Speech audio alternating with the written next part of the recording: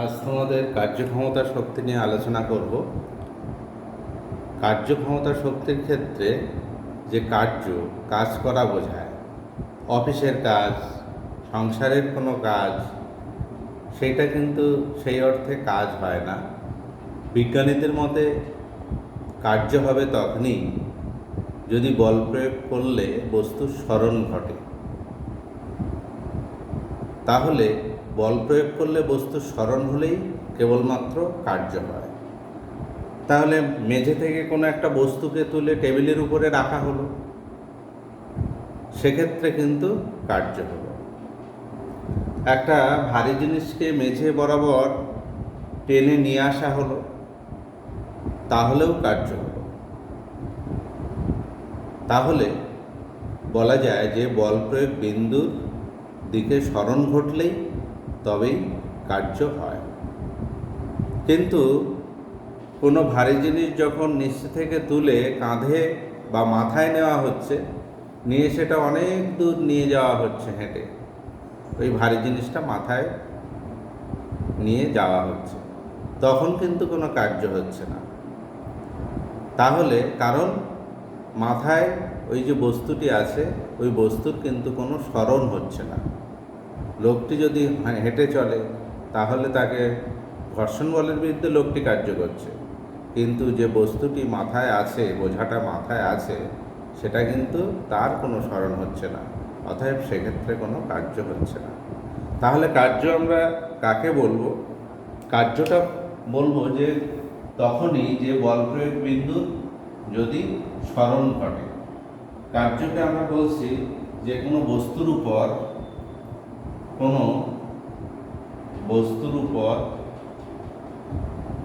বল প্রয়োগ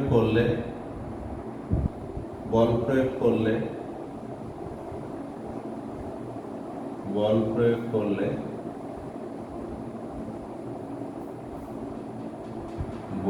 বস্তুর স্মরণ ঘটে,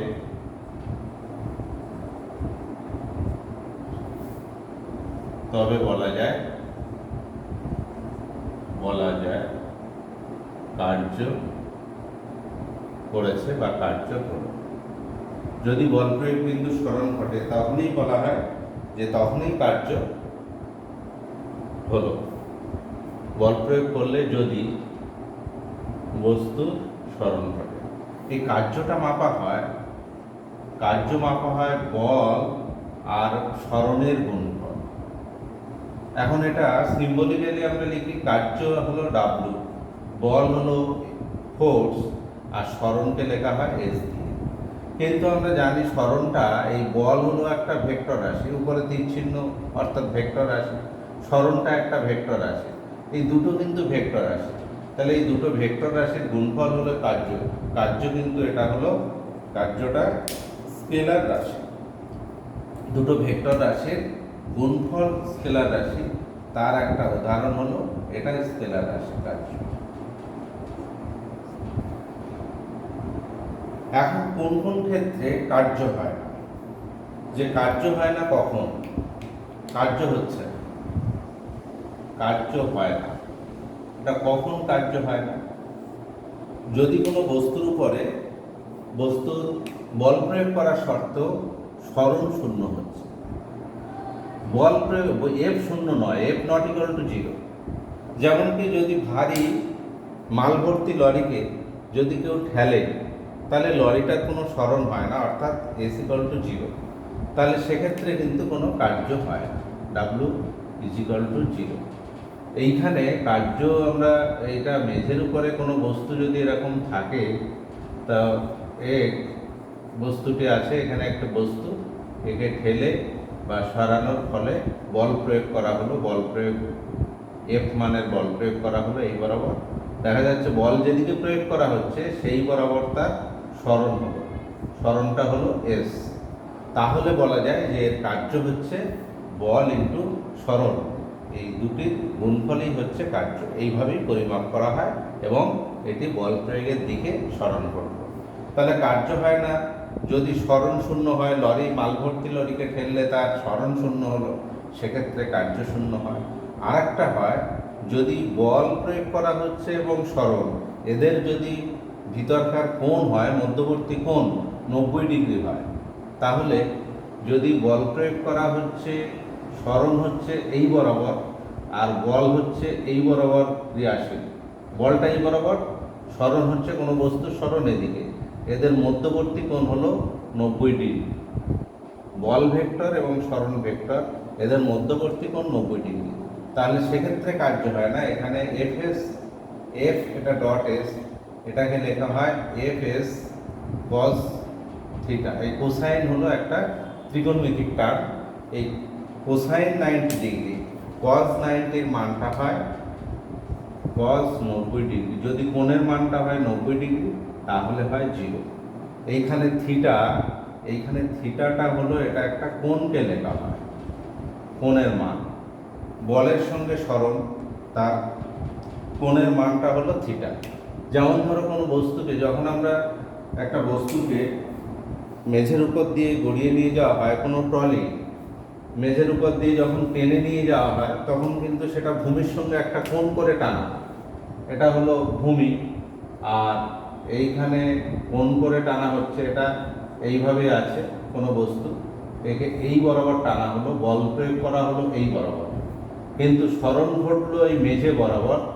তাহলে এদের যে মধ্যবর্তী কোণ, এই সরণ হলো এস, এই সরণ এবং বলের মধ্যবর্তী কোণটা কত? যদি থিটা, তাহলে থিটা যদি হয় তখন কিন্তু কার্যটা হবে, কার্য equals to F S cos theta. এই থিটা হলো এদের মধ্যবর্তী কোণ, কার? বল এবং সরণের মধ্যবর্তী কোণ। তাহলে কার্য হয় না 1 নম্বর সরণ শূন্য হলে। 2 নম্বর হলো যদি তাদের মধ্যবর্তী কোণ 90 ডিগ্রি হয়, তাহলে এখানে হয় cos 90 0, তাহলে সেক্ষেত্রে W ইকুয়ালস টু 0 হবে, অর্থাৎ কোনো কার্য হয়। যেমন উদাহরণটি, এক ব্যক্তি সুটকেস নিয়ে সে হেঁটে চলেছে ভূমির সমান্তরালে, তাহলে সুটকেসটির সরণ হচ্ছে ভূমির অনুভূমিক বরাবর, ভূমি বরাবর, ভূমির সমান্তরালে, অর্থাৎ এই বরাবর। কিন্তু সেই ক্ষেত্রে ওই সুটকেসটির উপরে যে বলটা কাজ করছে, সেই বলটা হলো অভিকর্ষ বল। অভিকর্ষ বল কাজ করে নিচের দিকে, তাহলে এখানে অভিকর্ষ বল কাজ করে নিচের দিকে আর সরণ ঘটছে এই বরাবর, অতএব সেই ক্ষেত্রে কোনো কার্য হয় না। তাহলে সেই রকম বলটাকে আমরা বলি কার্যহীন বল, নো ওয়ার্ক ফোর্স। তাহলে কার্যহীন বলটা কি? কার্যহীন বল, কার্যহীন বল হলো যদি বল এবং সরণ এদের মধ্যবর্তী কোণ যদি 90 ডিগ্রি হয়, তাহলে কোনো কার্য হয় না, সেই ক্ষেত্রে আমরা বলছি কার্যহীন বল। তাহলে বস্তুর গতির অভিমুখের লম্ব দিকে যদি ক্রিয়া করে, বস্তুর গতির অভিমুখের লম্ব দিকে ক্রিয়া করে যে বল, তাকেই বলা হচ্ছে কার্যহীন বল। বস্তুর গতির লম্ব দিকে, গতির লম্ব দিকে ক্রিয়া করে যে বল, কোনো কার্য করে না, কোনো কার্য করে না, তাকেই বলছে কার্যহীন বল। এর উদাহরণ দেওয়া হলো, তেমনি পৃথিবী সূর্যের চারিদিকে ঘুরছে, সেক্ষেত্রেও দেখা যায় তাদের মধ্যবর্তী কোণ হয় 90 ডিগ্রি, কারণ পৃথিবীর গতি আর পৃথিবীকে টানছে সূর্য যে বল, এদের মধ্যবর্তী কোণ হয় 90 ডিগ্রি, সেই ক্ষেত্রে কোনো কার্য হয় না, সেটাকে কার্যহীন বল। এইবার আমরা কার্য যে স্কেলার রাশি এবং বল এবং সরণ এই দুটোর গুণফল দিয়েই কার্য পরিমাপ করা হয়, তাহলে এদের বিভিন্ন একক এবং মাত্রাগুলো আমরা জানব। তাহলে কার্যের সিজিএস একক হবে, ডাব্লিউ হলো বলের একক ডাইন, আর সরণের একক হলো সেন্টিমিটার, ডাইন সেন্টিমিটার। আর এসআই একক হবে কার্যের, সেটা হলো বলের একক নিউটন, আর এটা হলো সরণের একক নিউটন মিটার। এই নিউটন মিটার, এটাকে সংক্ষেপে বলা হয়, এটাকে জুল বলা হয়। আর এটা ডাইন ইন্টু সেন্টিমিটার, এটাকে বলা হয় আর্ক সংক্ষেপে। তাহলে কার্যের সিজিএস একক আর্ক, আর্ক অর্থাৎ এক ডাইন বল প্রয়োগ করে যদি 1 সেন্টিমিটার সরণ হয় তার মানে এক আর্ক কার্য হয়েছে। আর 1 নিউটন বল প্রয়োগ করার ফলে যদি 1 মিটার সরণ ঘটে বল প্রয়োগের দিকে, তাহলে বলা হয় 1 জুল। এই জুল এবং আর্গের মধ্যে সম্পর্ক, জুল ও আর্গের সম্পর্ক, জুল ও আর্গের সম্পর্কটা হলো যে 1 জুল কার্য বলতে আমরা বুঝি 1 নিউটন বল কোনো বস্তুর উপরে কাজ করায় বস্তুর সরণ হলো 1 মিটার। বল প্রয়োগের দিকে বস্তুর সরণ হলো 1 মিটার। 1 নিউটন বল অর্থাৎ 10⁵ ডাইন বল, আর 1 মিটার অর্থ 100 সেন্টিমিটার সরণ। তাহলে এত ডাইন বল প্রয়োগ করা হলো, এত সরণ। 1 ডাইন বল প্রয়োগ করে 1 সেন্টিমিটার সরণ করলে সেটাকে আমরা বলি ডাইন সেন্টিমিটার, সংক্ষেপে সেটা আর্ক। তাহলে এটা হলো 10⁵ আর 100 হলো 10⁵2, তাহলে 10⁷ এত আর্ক। এটা ডাইন, এই জুল এবং আর্কের মধ্যে সম্পর্ক। কার্যের মাত্রা, কার্যের মাত্রা হলো, কার্যের মাত্রা সেটাকে আমরা লিখি ডাব্লু। মাত্রা হলো এইভাবে, এটা বলের মাত্রা আর সরণের মাত্রা, এই দুটো মাত্রার গুণফল। বলের মাত্রাটা হয় mL⁻²,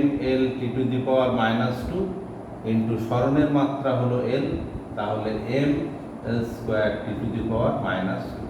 তাই m1L²T², এটা হলো কার্যের মাত্রা।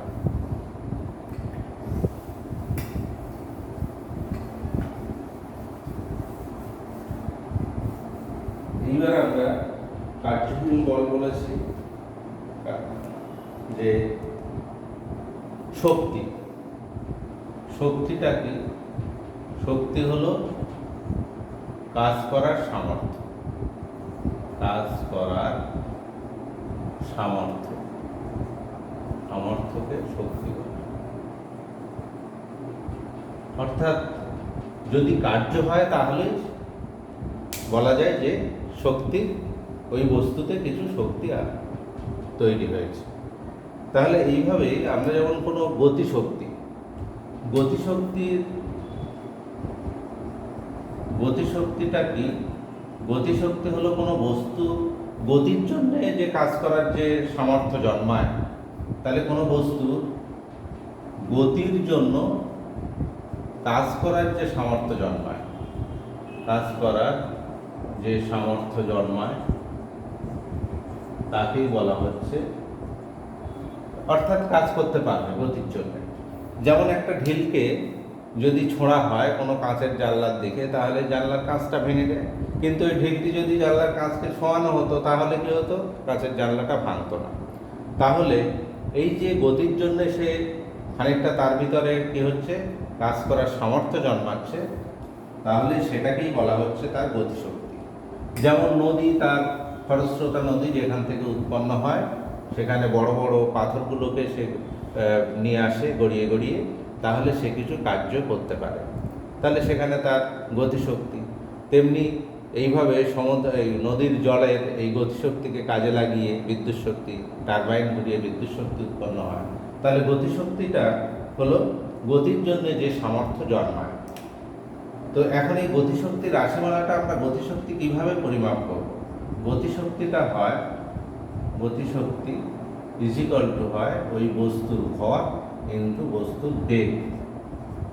এখানে এমটা হলো বস্তুর ভর আর ভিটা হলো বস্তুর বেগ। যদি বস্তুর বেগ শূন্য হয় গতিশক্তি শূন্য, গতিশক্তি থাকবে না। একটা ঢিলকে কাঁচের জানলার কাছে টাচ করানো হলো, তাহলে তার গতিশক্তি শূন্য, সে কোনো কাজ করলো না। কিন্তু যখনই দূর থেকে সেটা ছোঁড়া হলো, দূর থেকে ছোঁড়ার অর্থ হচ্ছে তার একটা গতিবেগ পেল, গতিবেগ পাওয়ার জন্য সে কিছু কার্য করলো, তাহলে তার গতিশক্তিটা কত হলো? 12m/v²।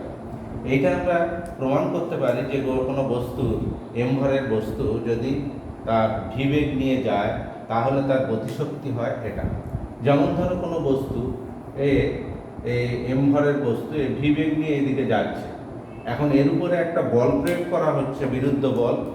সেই বিরুদ্ধ বলটা গতির বিরুদ্ধে, সেটা ধরো এফ মানের একটা বিরুদ্ধ বল প্রয়োগ করা হচ্ছে।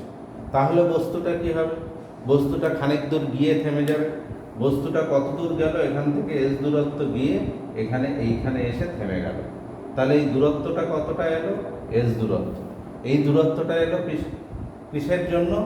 যে এই এফ বল দেওয়া হচ্ছে বা বাধা দেওয়া হচ্ছে, ওই বাধার জন্যে সে কী হচ্ছে, আর কিছুটা গিয়ে সঙ্গে সঙ্গে থামে না, তাহলে কিছুটা গিয়ে বস্তুটি কী হলো? থেমে গেল।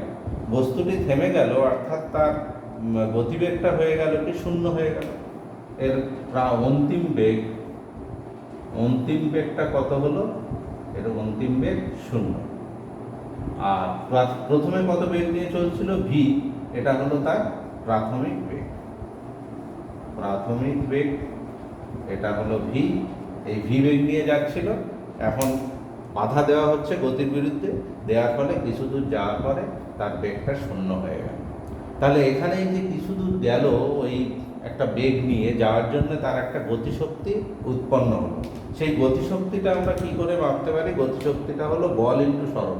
যেখানে কার্য কতটা হলো? কার্য হলো এফ মানের বাধা দেওয়া হয়েছে বল, আর সরণ ঘটেছে এফএস।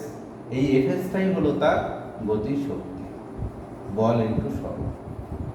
তাহলে কার্য হলো এফ ইন্টু এস। এই কার্যটাই তার গতিশক্তি, অর্থাৎ কাজ করার সামর্থ্য, সেটাই হলো তার গতিশক্তি। এখন এইখানে বস্তুটি যদি প্রাথমিক বেগ ভি হয় আর অন্তিম বেগ শূন্য হয়, এ যদি এস দূরত্ব অতিক্রম করে, তাহলে তার যাওয়ার জন্যে কিছু দূর গিয়ে এসে থেমে গেল, অর্থাৎ সেখানে তার একটা মন্দন হলো। তাহলে সেই মন্দনটা আমরা নির্ণয় করতে পারি যে V square equal to U square minus 2as। এইখানে তার অন্তিম বেগ, এইখানে এই সূত্রে এই ভিটা কিন্তু অন্তিম। তাহলে এই যে সূত্রটা, সেটা হলো অন্তিম বেগ তার বর্গ ইজ ইকুয়াল টু প্রাথমিক